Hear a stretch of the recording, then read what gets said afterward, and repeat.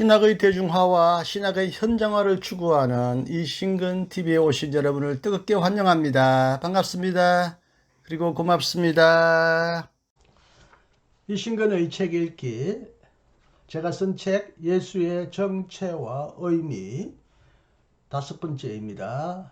삶 그리스도론의 방법인데요. 지난 시간에 위로부터의 그리스도론을 설명드렸고요. 오늘은 2번째 아래로부터의 그리스도론을 설명해 드립니다. 아래로부터의 그리스도론, 아래로부터 출발하는 그리스도론입니다. 아래로부터 출발하는 그리스도론은 신약 성서의 선포 배후에 있는 역사에 대한 질문이 가능할 뿐만 아니라 신학적으로 필요하다는 전제를 가지고 있다. 그리스도론의 과제는 단지 그리스도 고백을 전개하는 것만이 아니라 인간 예수에게서 그의 신성의 확실한 근거를 찾으려고 한다. 아래로부터의 그리스도론은 교회의 그리스도 고백의 역사적인 전개와 역사적인 제약성을 고려하며 이와 같은 고백의 적합성과 그 역사적 연관성을 검토한다. 아래로부터의 그리스도론은 예수 그리스도의 인간적인 모습을 존중하며 예수의 신성을 미리 전제하는 것이 불가능하다는 점을 인정한다. 아래로부터의 그리스도론은 예수의 역사와 인격과 분리되는 그리스도론과 인간의 자아의식, 자기 의식 속으로 흡수되는 그리스도론을 반대한다. 바로 이런 점에서 아래로부터의 그리스도론은 신학적인 정당성을 가지고 있다. 르네상스, 계몽주의와 기술문명 이래 현대인은 영원한 하나님이 그리스도 안에 존재하는지를 질문하기보다는 거꾸로 예수를 하나님이라고 부를 수 있는지, 어떤 점에서 그리고 어느 정도로 예수가 신적인지를 질문하게 되었다. 다시 말하면 질문의 방향과 의도가 뒤바뀜에 따라 현대인에게 예수는 다르게 나타났고 현대인은 다른 대답을 듣기를 요구했다. 이제 예수는 신학적인 배경 위에서 신이면서도 인간인 신인으로 이해되기보다는 인간학적인 배경 위에서 모범적이고 원형적인 하나님의 인간으로 이해된다.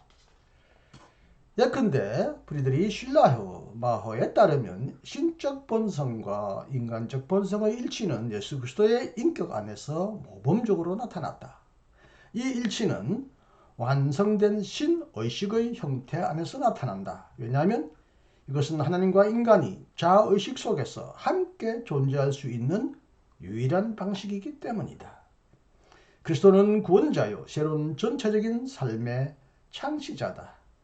그가 일으키는 구원은 하나님 의식 저지, 하나님 의식, 하나님을 의식하는 방해 요소의 제거, 구원자의 하나님 의식의 능력 안으로 죄인을 받아들이는 것, 하나님 의식의 활성화다.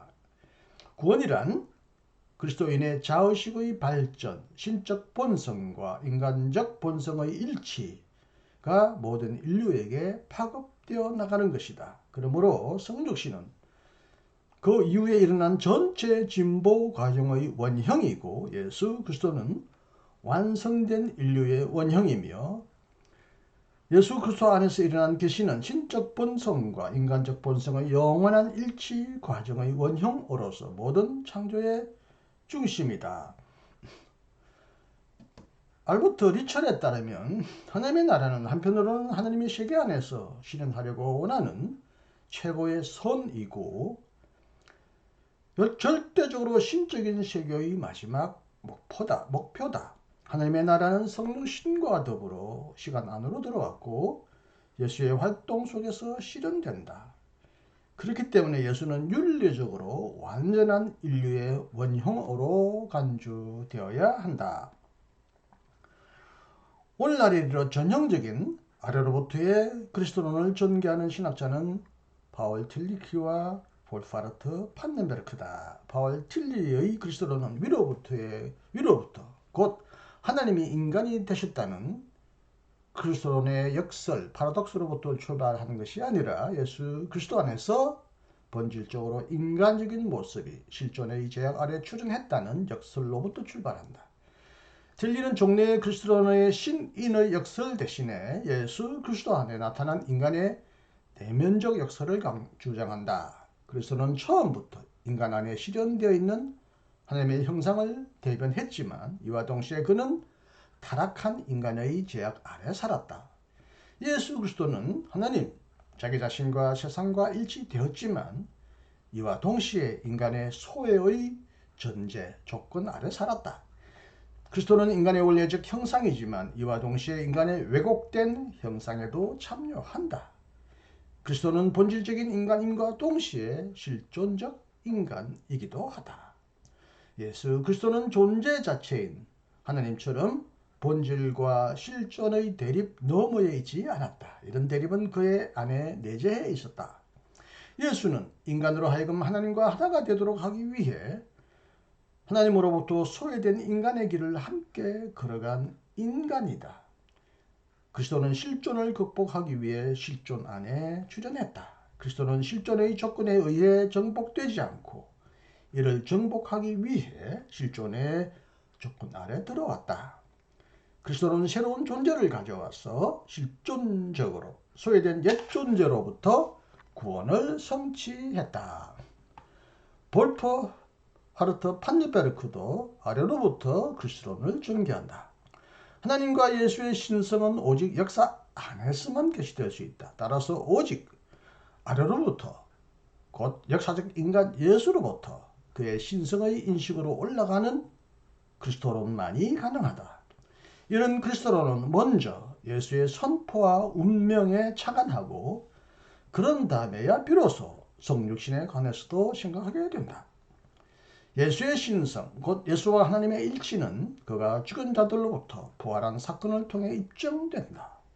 이를 통해 하나님은 하나님의 자리에 등장한 예수의 부활 이전의 전권 요구를 스스로 입증했다. 따라서 예수의 행동과 운명 속에 드러난 그의 역사적인 삶은 철저히 그의 신성의 계시와 하나님의 계시였다. 나사렛 예수는 하나님의 계시로서 동시에 본질적으로 하나님을 향해 열려있는 인간 존재의 계시이기도 하다. 예수는 자신의 행동을 통해 하나님과의 교제를 중재했고 자신의 운명을 통해 하나님과의 교제를 모범적으로 보여주었다.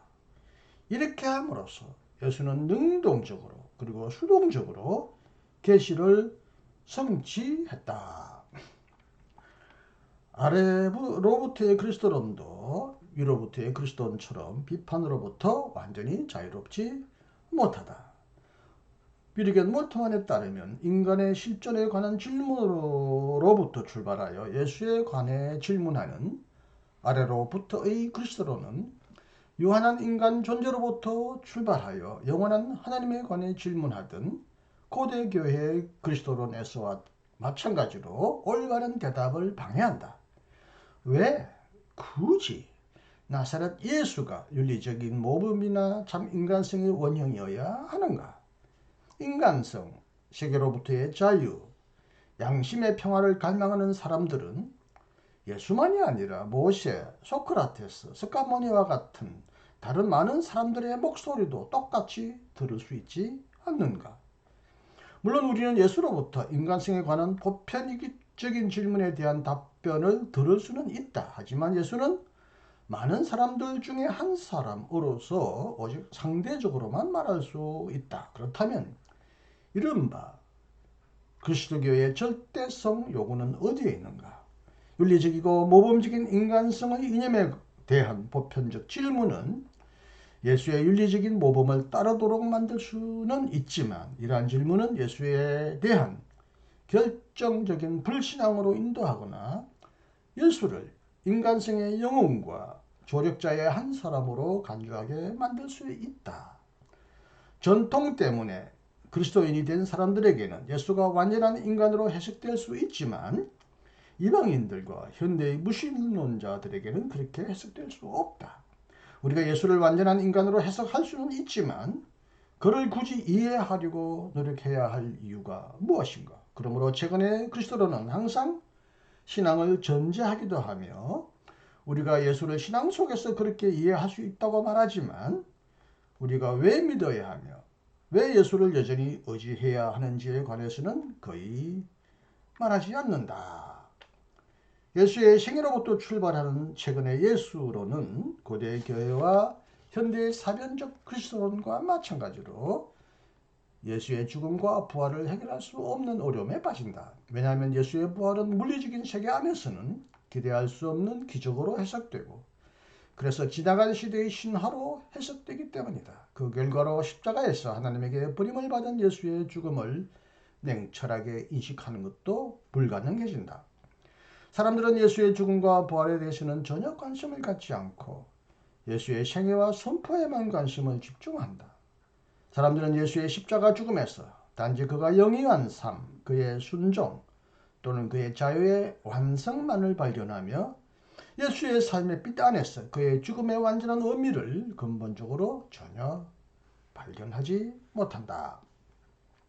틸리가 예수의 진정한 인간성을 옹호하고 이를 통해 그리스도를 가현적인 초인으로 만들 수 있는 위험성으로부터 그리스도론을 보호해 준 점은 옳았다. 하지만 틸리가 예수 그리스도를 단지 아래로부터 생각했을 뿐만 아니라 아래로부터 온 자로 이해한 것은 아닌지 의심스럽다. 만약 예수가 존재 자체로서 하나님으로서 본질과 실존의 갈등 너머에 있지 않았다면 어떻게 그가 그런 갈등을 극복할 수 있겠는가? 왜냐하면 오직 하나님만이 인간을 구원할 수 있고 인간은 물론이거니와 하나님과 부단히 하나가 된 인간도 인간을 구원할 수는 없기 때문이다.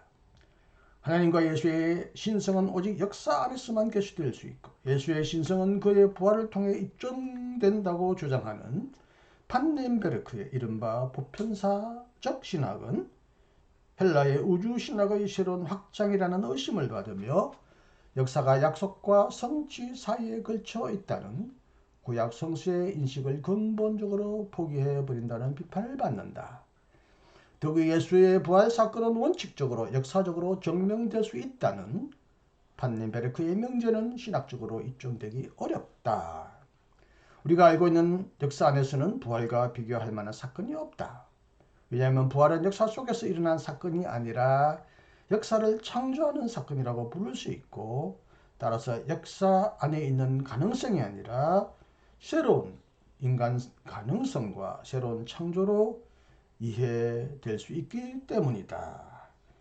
네, 여기까지는요. 몰트만의 입장, 희망의 신학 혹은 십자가에 드신 하나님 이 두 책에서 인용해 보았습니다. 제가 마지막으로 저 입장을 표명하면서 정리하겠습니다. 나사렛 예수 안에서 일어난 부활은 오직 죽은 자를 다시 살리시고 없는 것을 있게 하시며 불가능한 것을 가능하게 하시는 하나님에 대한 신앙이 없이는 전혀 이해될 수 없다. 인간이 역사적으로 입증될 수 있는 부활을 통해 인식할 수 있다고 믿는 예수의 신성이 과연 하나님의 진정한 본성과 일치하는지도 의심스럽다. 우리는 인간은 하나님의 입장에 설 수 없고 실제로 역사적으로 규정된 혹은 역사적으로 결정된 인간의 상황으로부터 사고한다. 우리는 이런 한계를 결코 뛰어넘을 수 없다고 말하는 판넨베르크의 주장이 옳지만 바로 그도 불가피하게 자신이 서 있는 입장, 인간적인 입장, 자신이 만든 존재로부터 혹은 그의 역사 이해, 인간 이해, 하나님 이해로부터 출발하고 있다는 점에서 그의 신학이 또한 완전한 비판으로부터 면제될 수 없다는 한계를 가지고 있다. 인간 예수가 부활을 통하여 하나님의 아들임을 입증했다고 한다면 부활을 역사적으로 입증하는 것도 힘들거니와 그가 하나님이라고 이해하는 그 하나님이 과연 어떤 하나님이냐?